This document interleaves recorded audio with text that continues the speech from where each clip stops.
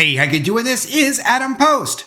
Johns Hopkins University fires 2,000 workers after USAID funding gets revoked. Exactly how much of elite institutions is financed by the federal government, by taxpayers? I think it's a lot more than we realize. Because it's not enough that they get funded through the Department of Education. It's not enough that they finance student loans. It's not enough that they get funding for grants through the NIH. They also need to get millions and millions of dollars, nearly $1 billion, from USAID. And then as soon as that's cut off, now they can't afford to pay 2,000 people. This is an institution that has a lot of its own money. As of June 2024, Johns Hopkins University has $13.6 billion of its own money. And just so you know, in 2023, that was worth $10.5 billion. So these guys made over $2.5 billion in 1 year in their play money, their endowment money. They could afford to absorb $1 billion loss in funding all by themselves and not miss a beat and still make an extra $1.5 billion a year.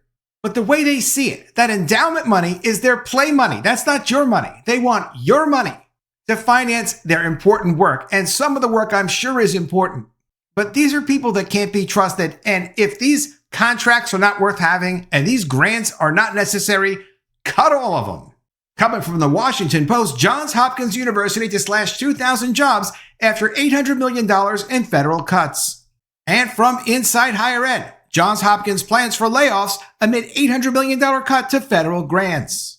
And it's not just Johns Hopkins cutting back now. Harvard's cutting back now. From Politico, Harvard pauses hiring amid financial uncertainties under Trump. The university's pause on faculty and staff hiring comes after the Trump administration pulled $400 million worth of grants and contracts at Columbia University on Friday. Harvard's also doing pretty well for themselves. They've got over $50 billion of their own money since June 2023. No doubt it's considerably more money by now. They could afford to continue hiring and rely on their endowment. They also haven't even lost any money yet. They're just nervous because they know they've been discriminating against people, and that's another whole reason to lose government contracts. Johns Hopkins University said Thursday it had begun laying off more than 2,000 workers across the globe after the institution lost $800 million in federal grants cut by the Trump administration. And I'm sure some of this work does need to be done in different countries, but the federal government of the United States is funding grant research and jobs in the thousands just at this one university for employees all over the world. It's not like all the money is even going into the local economies of the United States. Some is, not all of it. As the administration has slashed funding for the U.S. Agency for International Development, perhaps no institution of higher education has been hit harder than Johns Hopkins. Among the programs targeted were a $50 million project to treat HIV while experimenting with machine learning in India and a $200 million grant to treat one of the world's most deadly diseases in thousands of children. I don't know what that disease is. I'm sure it's a real thing, and we all want children to be healthy, but could you at least name the disease? I don't trust these people with the federal government's money, and I'm glad that the administration is looking more closely at this and saying, you know what, no, we don't have to fund every wild idea these guys have. They have billions of their own dollars. They can do some of this funding on their own if the work is so important. After all, you're supposed to be some higher education institution. In all, the university cut 1,975 positions in 44 countries and 247 in the United States from the public health nonprofit JPIGO, the School of Public Health Center for Communication Programs, and the School of Medicine, the university said in a statement.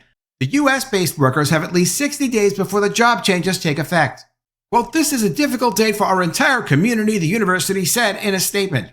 Johns Hopkins is immensely proud of the work done by our colleagues, apparently especially like the almost 90% of them working overseas. Those colleagues care for mothers and infants, fight disease, provide clean drinking water, and advance countless other critical life-saving efforts around the world. It seems like the federal government has just been handing out millions upon billions of dollars to their friends in academia. The university said it also furloughed about 100 additional workers.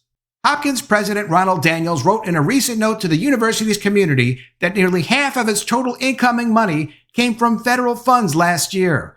Quote, "The breadth and depth of this historic relationship means that cuts to federal research will affect research faculty, students, and staff and will ripple through our university, Daniel said.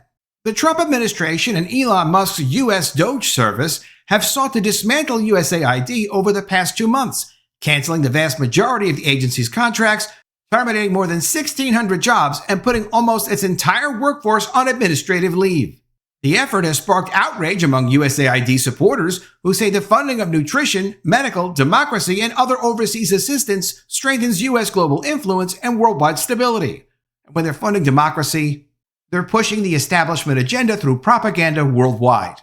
And domestically, they do it here in the United States as well, with your tax dollars.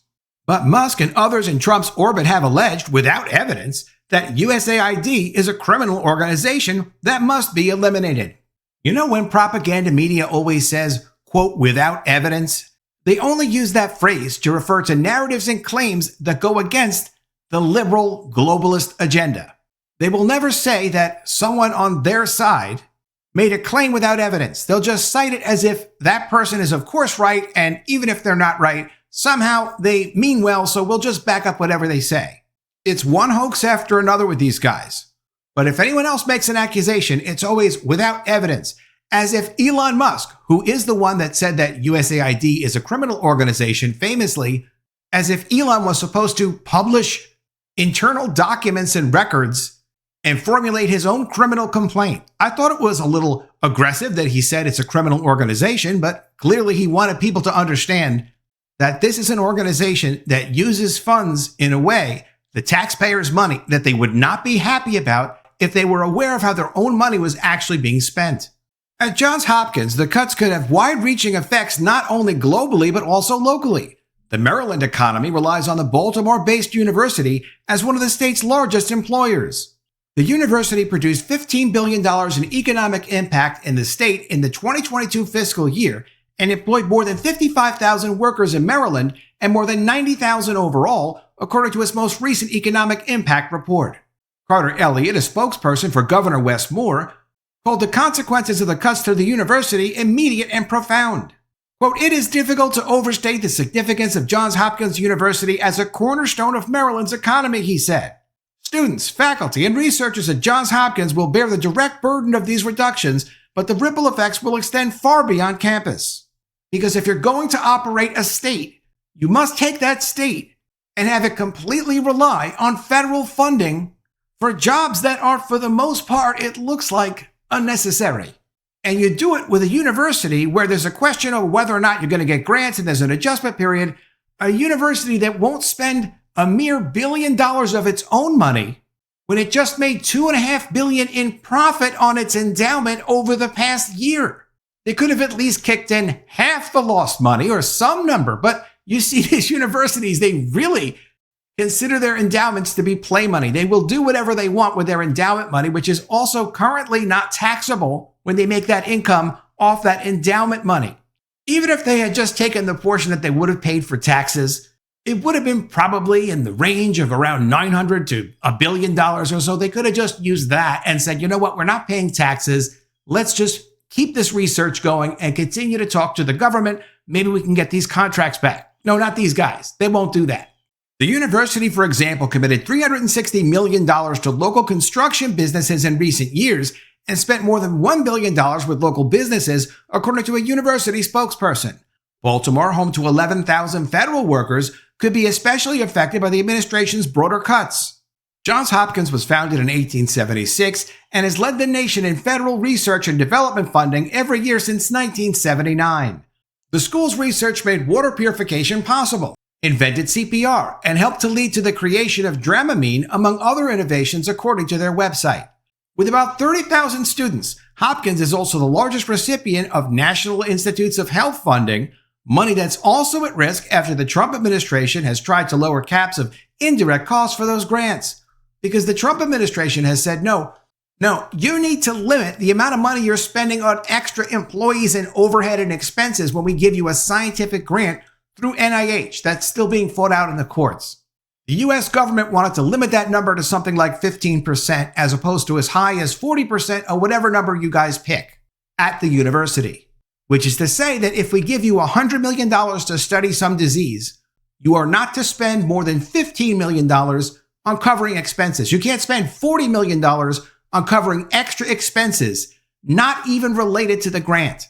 Because $100 million spent on a disease is not the same thing as $60 million spent on a disease where you put the rest of the money into, let's face it, wasteful administrative overhead like diversity, equity, and inclusion. Spend the money on science. If NIH cuts, which have so far been blocked by the courts after a lawsuit from Johns Hopkins and other schools, go into effect, the school could lose more than $200 million per year, according to a court filing. That was about current grants. They will lose this for future fiscal years. So by next year or so, very small chance, if any, that they're not going to have to cut back aggressively on taking that extra money away from the funding to pay for salaries that have nothing to do with the actual research. Overall, Hopkins had more than $3 billion in research spending in 2023, a large portion of which is focused on global health and international aid and research, making it particularly susceptible to the Trump administration's cuts to foreign aid. Still, the fallout at Hopkins could be a sign of things to come at universities across the country if larger funding cuts survive legal scrutiny. Many have announced hiring freezes. Andrew Flagel, president of the Consortium of Universities of the Washington metropolitan area, said in a statement that he fears it could take decades to recover from slashing these programs. Keith Martin, a physician and executive director of the Consortium of Universities for Global Health, lots of consortiums of universities here, said they're trying to gauge the extent of the impact of the USAID cuts. The Global Health Consortium recently held a conference with more than 150 colleges from sub-Saharan Africa, he said. Quote, they're about to be absolutely devastated. Well, we're trying to mobilize our members to engage with GOP members to reverse these cuts, because we know that the longer they go on, the more people will die, Martin said. And we don't want anyone to die, but we can't get the federal government and American taxpayers supporting everyone in the world, giving them work, giving everyone food, everyone medicine, and having these guys on top of it take a huge percentage for themselves for operating these programs. And you know that's what's going on. In Somalia, 40% of their entire gross domestic product is USAID funding. It's gotten to be ridiculous. We need to support our own country. We do have problems in this country. One of the larger grant cuts at Hopkins was called Smart 4 TB, a $200 million investment trying to combat the spread of deadly tuberculosis. The 5-year grant had $175 million left to spend and has been setting up diagnostic trials and hiring staff around the world, according to Richard Chiasen, who's in charge of the program. 12 Hopkins staff on his team in Baltimore lost their jobs Thursday, he said, many of whom worked as administrators, technicians, and pharmacists. Hundreds more in Africa and Asia would too. The grant cuts will affect not only programs that were terminated, other Hopkins faculty said, but also administrators who manage non-USAID grants. Fire technicians may split their time between projects, but be primarily funded from grants that are terminated, they said. Our federal tax dollars is being used to support more of these people and their administrators than we have any possible idea. As they leave the organizations, as they're let go because we're not paying for them anymore, we get some sense of exactly how much money is being spent to do things that are not in the interest of the United States. Well, research runs on teams, said Jill Marsteller, a professor in the Bloomberg School of Public Health. Bloomberg, by the way, is an absolute multi-billionaire. So when you give a big donation, you name a school after yourself and say, hey, look at me, I'm a multi-billionaire. I built you a school or an office building or financed the program. Well, Bloomberg could step in here and shave a tiny percentage of his net worth, a couple of $100 billion, and throw it to these guys. But is he doing that? He is not. Jill says her grants have not been cut. She said, quote, but I almost certainly will be affected. There's a concern for the well-being of every single corner of the university. Marsteller said the USAID and possible NIH cuts are a large focus of conversations among faculty and administrators on the University Council, a governance body. Lots and lots of councils we pay for out there. She said she's looked into bringing on colleagues to her existing grants if their skills align with her study of how research is put into practice, but nothing has come to fruition, and foundations are not a replacement for government funding. Quote, it's kind of a wait and see with grim determination, she said. Our science is important, and we'll keep pursuing it one way or another. Well, maybe you could ask your university to share a little bit of that $13 billion they have, because a fraction of what they made tax-free last year could have funded all of this supposedly important research. And I'm not saying it's not important. I'm saying it's not important enough that these universities will spend their own money on it.